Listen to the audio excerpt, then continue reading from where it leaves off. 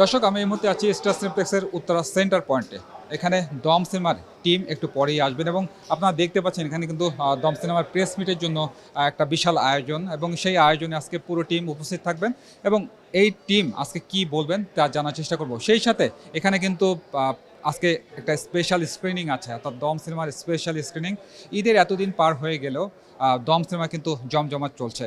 চাতকের সাথে বৃষ্টির কথা হয় যেন রোজ, ভুলে বসে ওলি গান গায় আমি পাই না তাহার খোঁজ, আমি কোথায় পাবো তাহারে।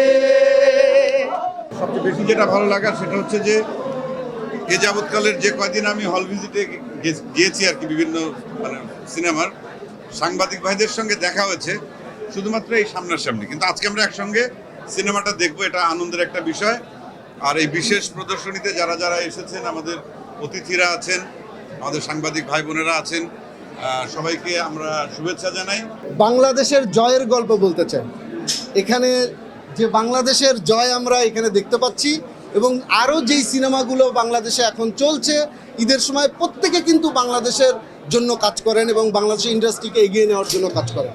আমরা এমন একটা গল্প বেছে নিয়েছি যেই গল্পের মধ্যে দম আছে, এবং এই গল্পটা সারা পৃথিবীতে যত বাঙালি আছে অথবা যত বাংলাদেশি আছে তারা যেন দেখে তাদের ভেতরে ওই ফিলিংটা তৈরি হয় যে আমরা বাংলাদেশকে জিতিয়ে দিতে চাই। এই সিনেমাটা সেই সিনেমা।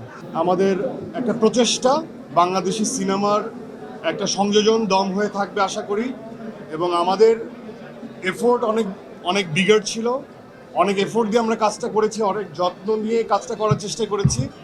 আমাদের কলাকুশলীরা প্রত্যেকটা এইচওডি অনেক কষ্টসাধ্য ব্যাপারটাকে ঘটানোর চেষ্টা করেছে। আমি কোথায় পাবো তাহারে। তাৎক্ষণিক প্রতিক্রিয়া হচ্ছে আসলে আপনাদের সাথে সিনেমাটা আজকে আমরা দেখতে চেয়েছি। আপনারা খুবই মনোযোগ দিয়ে যখন সিনেমাটা দেখছিলেন, আমি আর নিশো মাঝে মধ্যে এসে ঘুরে যাচ্ছিলাম।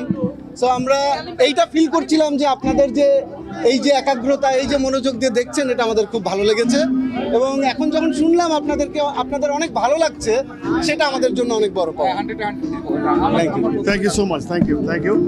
আমরা আমাদের যারা অতিথি আছে তাদের কাছ থেকেও আপনারা জানতে পারবেন তাদের কেমন লাগছে। আমরা ছিলাম, কষ্ট করেছি, এবং আপনারা যে পছন্দ করেছেন, আপনাদের ভালো লেগেছে, এটাই আমরা অনেকাংশে আমাদের সার্থকতা। আর একটা কথা মনে রাখবেন, আমি শাহজাহান ইসলাম নূর, বাংলাদেশি মুসলমান। এটা বাংলাদেশের জয়ের গল্প। এটা বাংলাদেশের জয়ের গল্প।